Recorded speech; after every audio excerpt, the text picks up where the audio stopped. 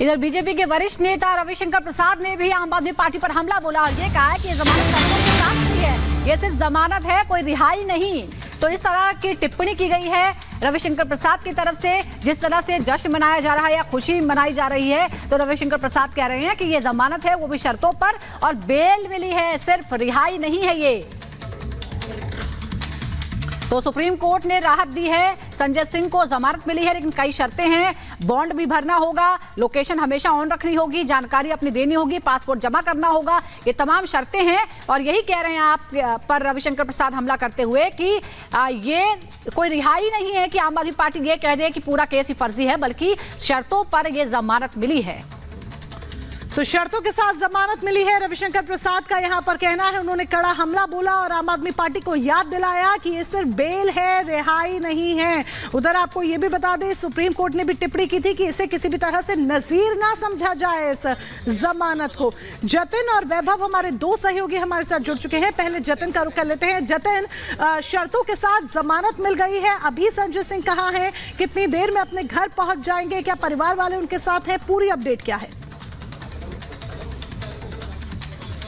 आज बिल्कुल देखिए, संजय सिंह अभी ILBS अस्पताल में मौजूद है और अस्पताल के बाहर की आप हलचल देखेंगे तो अब वो यहाँ पर बढ़ रही है। तिहाड़ जेल की जो जेल वैन है वो यहाँ पर खड़ी हुई है ठीक इमरजेंसी के बाहर। अब से कुछ देर पहले संजय सिंह को वार्ड से इमरजेंसी में शिफ्ट किया गया है। यहाँ पर उनके डिस्चार्ज से जुड़े जो पेपर वर्क है वो यहाँ पर किया जा रहा है। कल जो टेस्ट उनके कंडक्ट किए गए थे तो वो टेस्ट की रिपोर्ट संजय सिंह और उनकी फैमिली को सौंपी जा रही है और अब से कुछ ही देर में संजय सिंह को इसी सामने इमरजेंसी के गेट से निकाला जाएगा और इस जेल वैन में बिठाकर तिहाड़ जेल ले जाया जाएगा। आपको बता दें कि संजय सिंह की जमानत मिलने के बाद पहली तस्वीर जब हमने अपने दर्शकों को दिखाई तो उसमें संजय सिंह व्हील चेयर पर बैठे हुए नजर आए। सामने आप कांच की इमारत देख रहे हैं अस्पताल की, इसी में ही जो एक प्राइवेट वार्ड था वहां पर संजय सिंह भर्ती थे। कल सुबह 10 बजे उनको यहां पर लाया गया था, जिसके बाद उनके टेस्ट किए गए और इसी इमारत से संजय सिंह इमरजेंसी में पहुंचे हैं, व्हील चेयर पे वो मौजूद है। कुछ ही देर में अब जेल वैन के जरिए तिहाड़ जेल के लिए संजय सिंह को ले जाया जाएगा। यहां से तकरीबन 45 से 50 मिनट का रास्ता है तिहाड़ जेल का। तिहाड़ जेल ले जाने के बाद वहां पर जो प्रोसीजर है जमानत का वो शुरू किया जाएगा। हालांकि राउज रेवेन्यू कोर्ट ने कुछ शर्तें तय की हैं। जी, वैभव का रुख कर लेते हैं। वैभव, जैसा कि जतिन बता रहे हैं, अभी तो हॉस्पिटल में ही है, अस्पताल में ही है संजय सिंह, लेकिन कोर्ट ने अपनी शर्तें तय कर दी हैं, यानी अब बहुत ज्यादा समय नहीं लगेगा। क्या कोई जानकारी मिल पाई है कि कितने समय तक वहां पहुंचेंगे, उसके बाद अंदर कार्रवाई खत्म होने में, कागजी कार्रवाई खत्म होने में कितना समय लग सकता है? बिल्कुल सुजाता, इस वक्त संजय सिंह ISBL अस्पताल में मौजूद हैं। बॉन्ड भरे जाने की जो फॉर्मेलिटीज है वो इस वक्त पूरी की जा रही हैं और इसी बीच संजय सिंह को ISBL अस्पताल से तिहाड़ जेल ले जाया जाएगा और बॉन्ड भर जाने के बाद जो संजय सिंह की रिहाई के कागजात हैं जमानत के, वो लेकर तिहाड़ जेल पहुंचेंगे उनके अधिवक्ता और उसके बाद वहां पर पेपर वर्क होंगे और उसके बाद संजय सिंह जो है वो जेल से बाहर आएंगे। यानी कि अगर पूरे प्रोसेस की बात करें तो तकरीबन 2 से 3 घंटे का वक्त और लगेगा। और जब संजय सिंह तिहाड़ जेल से बाहर निकलेंगे और तिहाड़ जेल से बाहर निकलने के बाद उनका कार्यक्रम क्या है, क्या वो अरविंद केजरीवाल के घर पर उनकी पत्नी से मिलने जाएंगे, वो सीधा अपने आवास यानी कि जिस वक्त जहां पर हम मौजूद है वहां पर पहुंचेंगे। एक बार संजय सिंह के आवास की तस्वीर अगर हम आपको दिखाएं तो आप देखिएगा यहां पर आम आदमी पार्टी के तमाम कार्यकर्ता जो हैं वो इस वक्त जुटे हुए हैं, क्योंकि वो समझते हैं संजय सिंह का इस परिस्थिति में बाहर आना, जब आम आदमी पार्टी की टॉप लीडरशिप तमाम ऐसी है जो इस वक्त जेल में ही मौजूद है। संजय सिंह लोकसभा चुनाव से पहले जमानत पर बाहर आ रहे हैं, तो यह तय है आम आदमी पार्टी के लिए आने वाले लोकसभा चुनाव में जो टॉप कैंपेनिंग है वो संजय सिंह करते हुए नजर आएंगे। और संजय सिंह मुखर वक्ता भी आम आदमी पार्टी के जाने जाते हैं। इस तौर पर अगर संजय सिंह इस वक्त आम आदमी बाहर आ रहे हैं जमानत पर, तो आम आदमी पार्टी के लिए चुनावों के लिए एक सॉलिड बूस्टर जरूर साबित होगा। लेकिन संजय सिंह के घर के बाहर जो पोस्टर लगे हैं वो भी एक बार हम अपने दर्शकों को दिखाएंगे और ये पोस्टर उनके समर्थकों की तरफ से लगवाए गए हैं, जिसमें जेल के ताले टूट गए, संजय भैया छूट गए, ऐसे तमाम नारे जो हैं वो इन पोस्टर्स पे लिखे गए हैं। इन पोस्टर्स पे नारों के बीच ये तमाम कार्यकर्ता, अगर आप लोगों में से कोई बात करना चाहे तो प्लीज एक बार आइएगा। संजय सिंह बाहर आ रहे हैं, कितना आप लोग उत्साहित हो और आम आदमी पार्टी के लिए कितनी मजबूती है ये? आम आदमी पार्टी के लिए बहुत मजबूती है और हम छोटे कार्यकर्ता गोरखपुर से, उत्तर प्रदेश से दिल्ली आए, उत्तर प्रदेश से आए, मुख्यमंत्री शहर से गोरखपुर से आए हैं और संजय भैया को बधाई देने के लिए हम लोग आए। कल जैसे हम लोग को पता चला, हम लोग तुरंत ट्रेन पकड़ के भैया से मिलने आए और हमारे लिए बहुत मजबूत हैं उत्तर प्रदेश के लिए। और इस बार चुनाव उत्तर प्रदेश का कुछ बहुत ही अलग ढंग से देखेगा, तो संजय भाई हम लोग के साथ हैं। तो यानी कि कार्यकर्ताओं में उत्साह, वैभव यहाँ पर सीधे तौर पर देखा जा रहा है। संजय सिंह के आवास पर पोस्टर्स भी चस्पा कर दिए गए हैं उनके स्वागत के लिए, और कहीं ना कहीं निश्चित तौर पर आम आदमी पार्टी के लिए थोड़ी राहत जरूर है लोकसभा चुनाव से पहले। लौटेंगे आपके पास, लेकिन इस बीच एक बड़ी अपडेट ये भी बता दें कि आपने नोटिस भेज दिया है। जी हाँ, वो आतिशी जो ये कहती नजर आ रही थी जब अरविंद केजरीवाल की बात सामने आती है कि उन्होंने आतिशी का नाम लिया है, ईडी ये दावा करती है कोर्ट में, उसके बाद आतिशी 24 घंटे बाद अपनी चुप्पी तोड़ती हैं और आरोप लगाती हैं कि बीजेपी की तरफ से उनके करीबी के थ्रू उन तक ऑफर आया है बीजेपी में शामिल होने का। अब इसको लेकर बीजेपी ने कानूनी नोटिस भेज दिया है आतिशी को।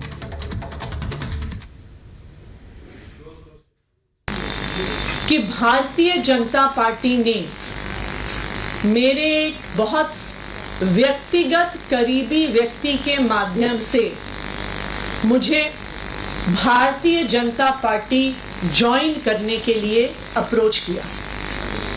मुझे ये कहा गया कि या तो मैं भारतीय जनता पार्टी ज्वाइन कर लूं, अपना पॉलिटिकल करियर बचा लूं, अपना पॉलिटिकल करियर बढ़ा लूं, और अगर भारतीय जनता पार्टी नहीं ज्वाइन करी तो आने वाले 1 महीने में ईडी द्वारा मुझे गिरफ्तार कर लिया जाएगा। ये एक मेरे बहुत करीबी व्यक्ति के माध्यम से मुझे बताया गया। नहीं देंगे, इसलिए उनको लीगल कार्रवाई के लिए हमने नोटिस दिया है। और जहां तक जब तक वो तथ्य नहीं रखती, नहीं तो इस पर जो कानूनी कार्रवाई चलेगी, लेकिन इनको भागने नहीं देंगे, इनको जवाब देना पड़ेगा।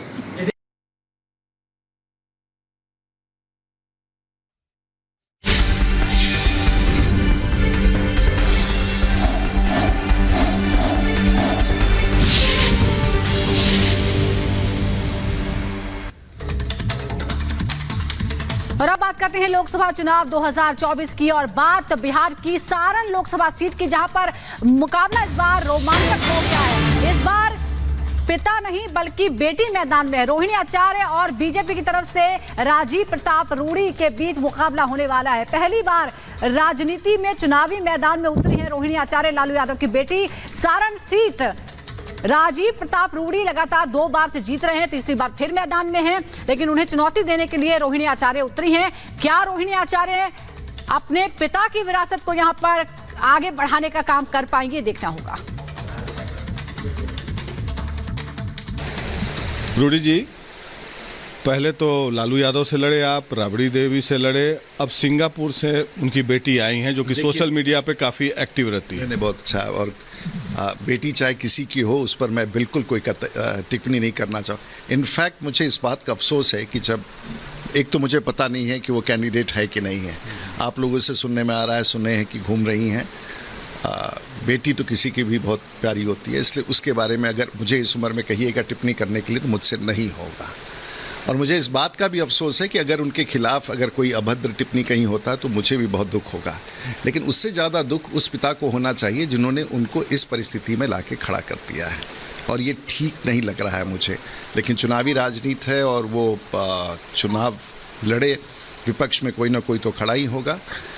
और मुझे ऐसा लगता है कि अगर इतना ही प्यार था, सचमुच प्यार होना भी चाहिए, तो राज्यसभा का सीट 90 विधायक हैं तो देना चाहिए। उसने बेटी ने अगर त्याग किया और बेटी का प्यार है तो करना चाहिए, लेकिन इस रास्ते से प्यार जताना कहाँ तक उचित है लोग ही तय करेंगे। लालू जी ने किस परिस्थिति में लाकर रोहिणी को खड़ा कर, मुझे नहीं पता है, लेकिन मैं ये बात ज़रूर जानता हूँ कि हम पॉलिटिशियन या हम भी एक पॉलिटिकल व्यक्ति हैं, और किसी राजनीतिक पार्टी में कैंडिडेट्स का इतना अभाव हो, राष्ट्रीय जनता दल में इतना अभाव हो कि एक स्थान पर अपनी बड़ी बेटी को लड़ाते हैं, फिर अपने बड़े बेटे को लड़ाते हैं, फिर अपने छोटे बेटे को लड़ाते हैं, उसको एमएलए बनाते हैं, उसको उप मुख्यमंत्री बनाते हैं, बेटी को मेंबर ऑफ पार्लियामेंट बनाते हैं राज्यसभा का, फिर उसे लोकसभा भी लड़ाते हैं, फिर दूसरी बेटी को भी लोकसभा लड़ाते हैं, खुद भी चुनाव लड़ते हैं। तो आखिर ये क्या है, और क्या देश के लोग या उनके समाज के लोग ही या उनके पार्टी के लोग इसे स्वीकार करेंगे कि नहीं, ये एक बड़ा सवाल